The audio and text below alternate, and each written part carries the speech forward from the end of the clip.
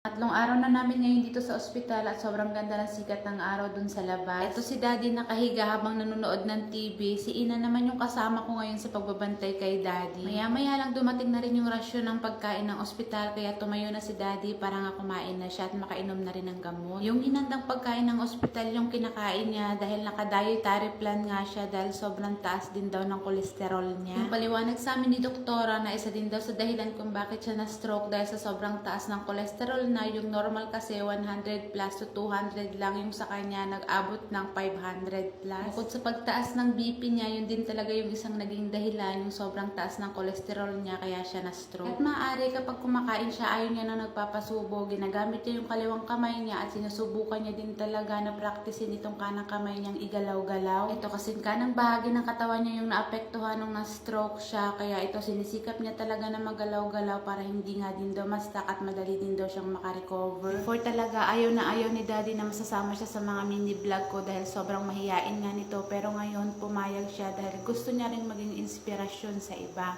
At awareness na din na kailangan kapag may nararamdaman talaga tayo, hindi natin pwedeng baliwalain, lalo na nga kung mga high blood tayo, kailangan talaga natin uminom ng maintenance araw-araw. Alam ko, hindi lang si Daddy yung may pinagdadaan ng ganito at sana makapulot kayo ng inspirasyon sa kanya dahil ginagawa niya talaga yung kaya niya para mas mabilis siyang makarecover. At alam ko naman na malakas at matibay itong si Daddy kahit noon pa, kaya alam ko mabilis siyang makaka-recover. Ito nga, ngumingiti na siya dahil niloloko ko nga siya nung mga time na yan. Niloloko ko kasi siya na sabi ko, bilisan niya yung pagpaparecover niya dahil hindi siya makakabengbang ng matagal. Ilang araw din kasi na sobrang lungkot ng mukha niya. Alam ko namang marami din siyang iniisip, kaya ito binibiro ko siya para naman ngumiti siya. Pagkarating nga ng hapon, dinala na ulit siya para i-CT scan. Nag-advise nga yung doktor na kailangan siyang i-CT scan ng pangalawang beses para mas makasigurado kung talagang wala bang naging problema dun sa mga ugat sa ulo niya. Kailangan pa rin nga niyang i-MRI pero wala naman ditong MRI sa ospital na to, kaya nga sabi ng doktor kapag lumabas na lang siya. Pagkatapos ng i-CT scan, kumain na rin siya ng hapunan dahil iinom na nga ulit siya ng gamot at yung kamay niya, sinisikap niya talagang itaas dyan sa may bandang table. Nakikita ko na ginagawa talaga ni Daddy yung lahat ng paraan para mas mabilis siyang makarecover at sana naman soon talagang makarecover siya ng mabilis. Complete bed rest talaga yung kailangan niya pero sinusubukan talaga ni Daddy umupo at tumayo para exercise nga yung kanang bahagi ng kamay niya. Pinaliwanag din kasi sa kanya ng doktor na talagang unang magre-recover yung mga paa niya pero yung kamay niya talaga yung pinakahuling magre-recover kaya kailangan talagang ipa-therapy siya. Kausap niya dito si Nanay Karin, yung nanay niya, dahil na-stroke na din ngayon kaya tinuturuan siya kung paano nga niya gagawin para ma-exercise yung mga kamay at saka yung mga paa niya. Dumating na din yung nurse dyan para i-BP siya at awa naman ng Diyos, normal naman yung BP niya kaya ito tumayo na ulit siya para makipag-usap naman dun sa mga kapatid niya. Pagkatapos niyang kausapin yung mga kapatid niya at saka yung nanay niya, nakita ko na lang si Daddy na nakahiga pagkatapos tumutulo yung luha niya. Masaya lang din siguro siya dahil alam niyang maraming taong nakasuporta at nagmamahal sa kanya, lalo na kaming pamilya niya. At sa mga may pinagdadaanan sa ganitong sitwasyon sa panahon ngayon, sana lakasan natin yung loob natin at ipakita natin sa mahal natin sa buhay na may ganitong kalagayan na hindi natin sila pababayaan.